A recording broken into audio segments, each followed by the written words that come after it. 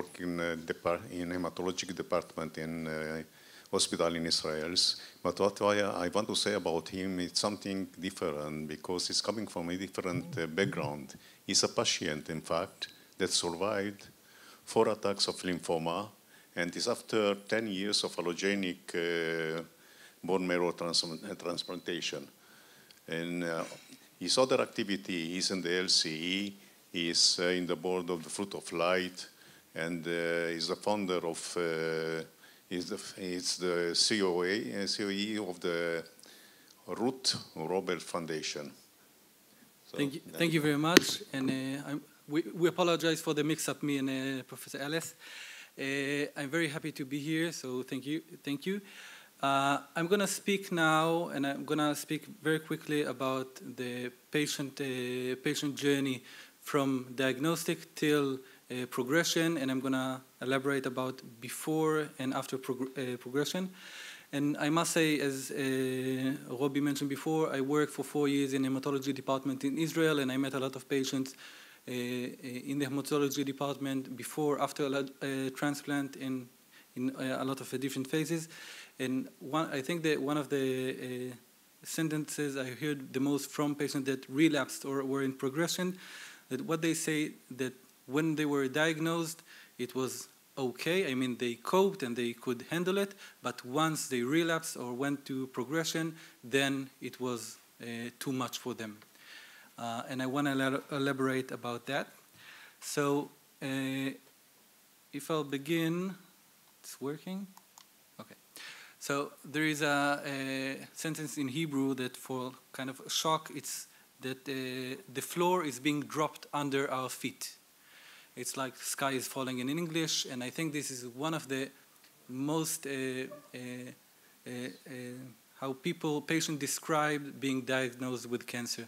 They feel like they're lost, and I guess there are some patients or caregivers here in the crowd, but being diagnosed with cancer, it's not something that me, 13 years ago, or any other patient thought it will happen to him. Doesn't matter in what age or what kind of cancer, even if it's only ET or PV or CLL or CML or easy, or in my case, Hodgkin lymphoma, having heard the sentence, you have cancer, it's something that causes most of patient anxiety and very difficult stages.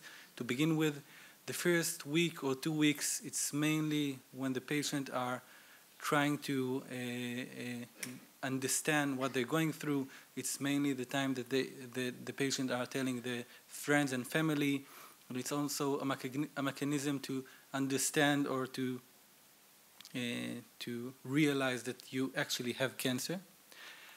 The second step would be to get going, or this is where you're going to checkups, so you're doing the biopsy, you're going to second opinion, you're trying to manage and to, like before a big journey, you're packing all your stuff, or you're rearranging your life. And there is also very interesting and very delicate phase that a lot of patients in this stage are rearranging their beliefs and the thoughts. For example, I'm gonna win, I'm gonna survive, I won't be able to go through chemotherapy again. There's a lot of it's a very important phase, and for me it's the best, or when I meet patients before they start their treatment and I offer them a different perspective, then it's the best case, because then I can really show them other way to cope with going through treatment. And then we go through the treatment phase, which is actually, it could be, maybe it's quite surprising, but it's the easiest, if we'll compare it, it's the easiest time for most patients. And it doesn't matter if it's to do blood tests once a month or chemotherapy or cycles, but those are this period of time, it's the time that the patient are, if there is family and caregivers, they hug them, or they're there most of the time, they are getting special attention, and it doesn't matter if it's acute or a chronic patient, but the first period, the half a year of the first year, everybody is surrounding them. And then if it's acute kind of cancer or after allogenic transplant for myelofibrosis, then we are healed, we are cured. This is what everybody say. Of course, the hematologist speaks about 5 years, 10 years, and you're a survivor, but how all other people see it is actually quite similar to this. It's like they were carrying you during the treatment or during the first stage, and once you're balanced or once you're finished with treatment, it's like they put you down out of the court and they say, you're cured, get up, you can go on with your life. And this phase, it's one of the most difficult phases that most patients go through. And it's also, with chronic patients, it's after the half a year or year when they normalize their situation, is to be being left alone. And what happened in most cases, and I launched together with a colleague the Survivor Clinic in Tel Aviv Medical Center, and I used to do a lot of group and workshop for survivors. And this period of time is one of the most difficult ones because there is no understanding from the society. This is the friends and family. From their perspective, it's great, you're cured, you should be happy. And from the patient perspective or survivor perspective, this is the period of time that you first understand the meaning of fear of relapse, of fear of progression, because if it happened once, it could happen again. And if we saw also the statistics, it's also logical that it might happen. But when a patient goes to their caregivers and tell them, hey, I'm afraid that I might relapse or the condition get worse, what they usually say, don't talk like this, you should be happy, you should cherish what you have, don't be afraid, and they're actually shutting his mouth. So it's a very lonely period of time to be in between, because you don't have anybody to talk with. There is no understanding about the difficulties and challenges in this period. And then what happened, if we speak about progression, we go to a biopsy, blood test, we feel bad, and then the physician tells us you relapse or you need to go to allogenic transplant, Jacobi, doesn't matter which treatment, but the worst scenario happened. And this, from my experience and a lot of patients that I see, to heal those, it's like being knocked down. Most of patients, when we first diagnose, after the first shock, we say, okay, we can handle this. There is like a negotiation and a deal being done with God or whatever, that, okay, I'll do my part, and then I'm cured, and that's it. And then for most patients, when they relapse or progress, it's like, now you're playing unfair. And this is mainly the time that it's a very difficult time, and it takes usually a few weeks, and of course depression and anxiety and everything that was mentioned before in this period. And if I'll talk about it in a little bit broader, this period of time, this being in progression, if I'll talk in a bit broader aspects, we're talking about unwanted circumstances that happen us in our life, and we can say that getting fired from your work, or divorced, or of course having cancer. It's something unwanted in our life that's happening. And what most of us do, that when it happens, we're trying to push it.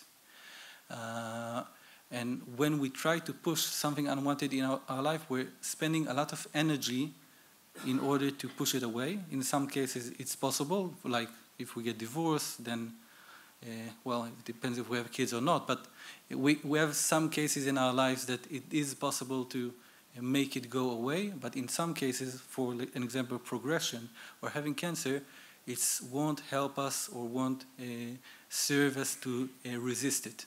So what I'm talking about, and if I'll talk about dealing with progression, is to accept what's happening.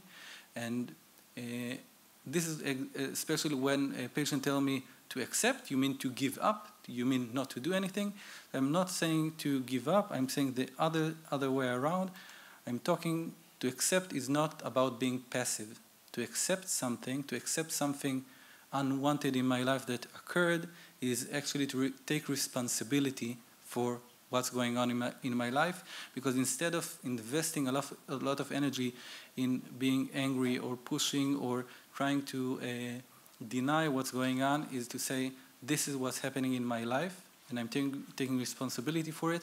It could be by going to second opinion, to go to nutrition, to go to, doesn't matter what, but it says that I'm focusing on being active and looking what's going on and not resisting the unwanted circumstances.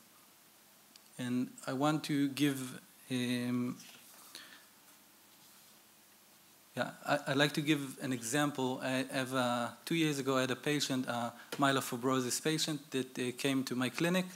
She had myelofibrosis, and the physician told her that she's with the symptoms that I guess Professor Ellis showed before. She was going to need allogeneic transplant, and she came to me with her husband, and it was really inspiring to see, because it doesn't happen often, as the lecture from the psychologist before. They came and they said, she was 60 years old with kids, she was still working, and she was really afraid of going through the transplant. And she came with her husband, and we had a conversation about how it's going to look like, what might happen, what she could do in order to cope with it. After the allogeneic, she was very active and with the cooking for the kids and the family and grandchildren. And she was very afraid of being passive and not being able to work or to be active. And we had a conversation about what she could do. And then they invited me again. We had a conversation with the whole family, with the kids.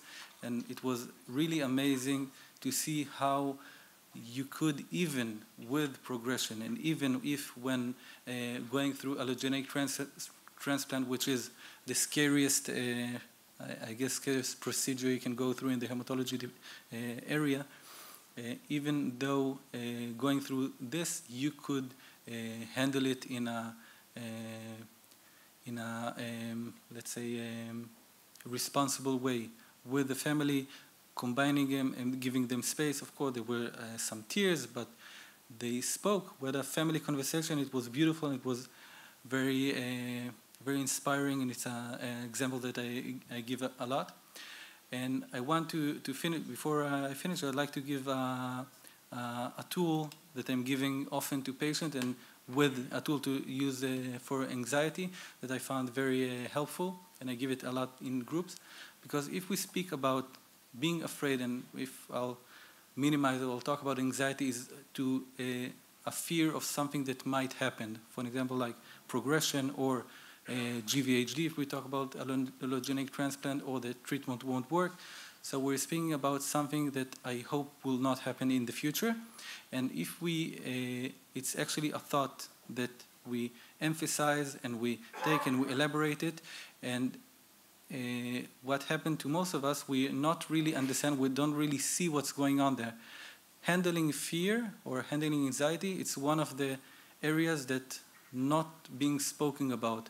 I'm not going to do it in the 2 minutes I have left now, but in groups I'm asking him, what is fear? What happens to us when we are afraid? We speak about it in all the trials, and we speak about its side effects, but none of us have ever stopped and said, what happens to me when I'm afraid? So what happens to most of us that it's a thought about something unwanted in our life in the future, and what most of us do is we try to push it away, to deny, to let it go, to drink, to smoke. Doesn't matter what we do, we try to not to handle it, not to accept, and not to look at it. So the tool I'm giving to patients, and I'd like to give to you, is first thing we should do is recognize that we are afraid, to see what we're afraid of. And if I'll take from my personal experience as post-Hodgkin lymphoma and 10 years after allogeneic transplant, one of my fears is that I'll relapse again, or I have second malignancy, or my kids will grow up without a father. It's a lot of other fears, of course, but once I acknowledge them and I'm not running away from them, it will be the first step.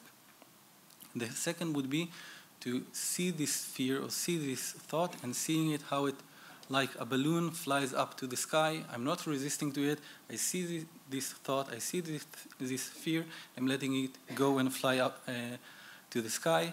It's actually the idea is to bring back the fear to be a normal or acceptable thought. Because what happens, actually fear, as I said before, it's a thought. It's a thought that we all think dozens of thoughts every day, and we don't get irritated by that. So the idea is to take the thought and to take it back to be normal or acceptable as any other thought. And of course, if you have somebody to share it with, it could be a caregiver, it could be professional help, it would be, of course, it could be great. So this was a little bit about anxiety and progression and about how you can handle and how you can work with it. Thank you very much.